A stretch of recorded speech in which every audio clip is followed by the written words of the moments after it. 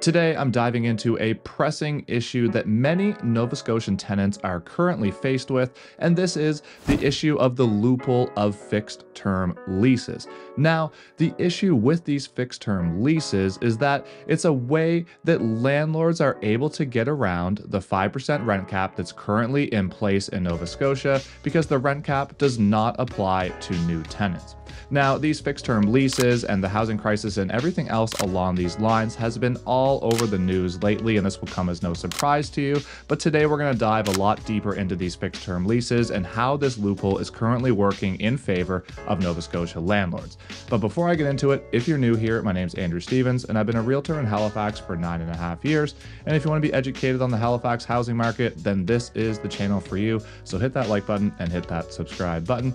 And if you want to book a call or meeting with me to chat about real estate, you can do so anytime in the Calendly link below my description at a time when it's convenient for you. Now, before we get into the loophole of the fixed-term lease, I think it's important to understand the two different types of leases that we have here in Nova Scotia. So first up is periodic. So these leases are year to year or month to month, and they renew automatically. So unless the tenant gives notice by a specific date, the lease is renewed automatically, and the lease will continue year over year or month over month. Now, the landlord can't really get these tenants out except with a few different forms. So number one would be if themselves or a family member are moving into the property. That would be called a Form J. Another one would be a DR2 form, which is signed when, let's say, for example, a landlord is selling their property and then the person buying it is going to be personally moving into one of the units. That DR2 form can be used to give the tenant notice, or just in general if the tenant is breaking the rules, for example. But if the tenant is on their best behavior and there's nothing happening in terms of one of those forms being used, then the landlord is sort of stuck with those tenants, so to speak. So if that tenant doesn't want to leave, they just keep auto renewing the lease, and the landlord is sort of stuck with them in that case. Now, the fixed term leases on the other end are for a specific period of time. It can be any time frame, but usually they're signed for about a year period. So for example, a fixed term lease starting on January 1st may be signed from January 1st to July 1st, or it could be signed from January 1st to December 31st, or whatever that term may be. Now, with these fixed term leases, the leases have a specific start date and a specific end date. And when that end date is up, that tenant has to be out of the unit. So technically speaking, yes, a landlord could sign a new lease with this tenant to continue their tenancy, but the fact is they don't have to. And if they don't do this, then they could sign a new lease with a new tenant as soon as that first tenant is out of their property. And this is sort of where this loophole comes into play. And this has become a way for landlords to turn over their property, get a new tenant, put it at market rent, and to keep increasing the rent by whatever they want and pushing that barrier as high as possible without dealing with the 5% rent cap. So in other words, if they have a fixed term lease for a year period and the tenant is paying $2,000, well, the most they would be able to increase that if it was a year over year lease would be 5%, putting it to $2,100.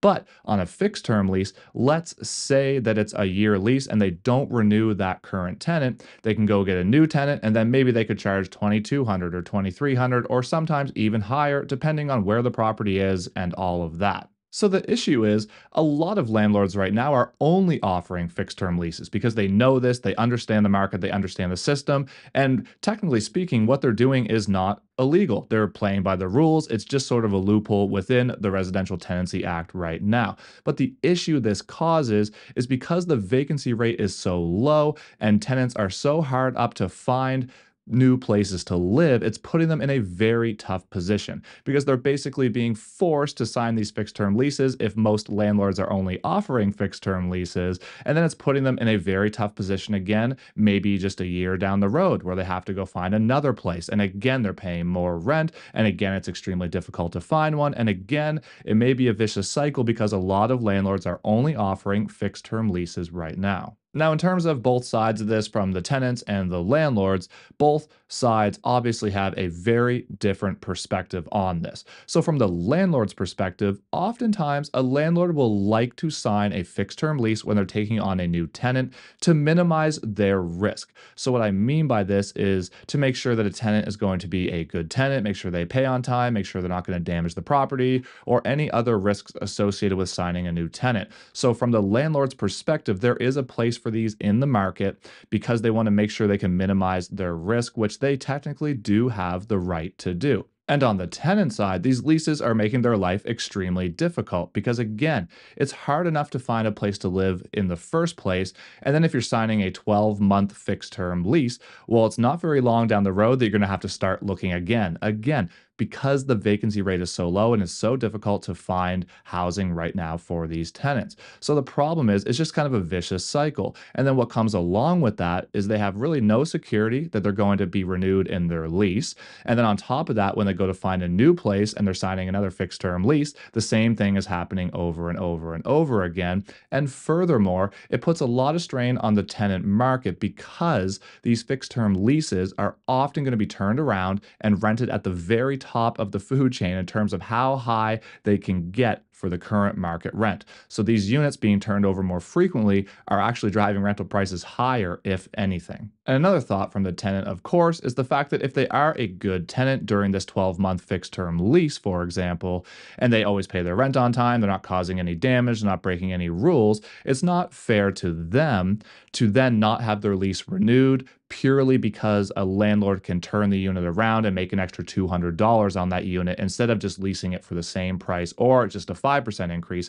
to that current tenant that's in place. So I totally understand this, obviously, because if you're a tenant, you're looking for some security. And the fact is, even the good tenants are still feeling the pain from this so-called loophole with these fixed term leases. At this point, it remains unclear if the province is going to do anything to change this, and truthfully, this has been happening for a few years now, just getting in the news more and more right now, but really it's been happening for a few years, basically since the rent cap came into effect, because it was a way for landlords and developers to get around this rent cap situation. So yes, it has been happening, it's not new, it's just more and more prevalent in the news with the housing crisis lately. So legislation is sitting again in the spring, and this may come up for discussion, and Service Nova Scotia Minister Colton LeBlanc has said they're always looking for opportunities to modernize and strengthen our residential tenancies program. So my question is, what do you think about this? Do you think that fixed term leases should be abolished? Do you think there should be amendment to the Residential Tenancy Act to allow them to, take into account the rent cap? Or should they just be able to do whatever they want like it is right now? I'd love to get some dialogue started in the comments below to see what you think about this.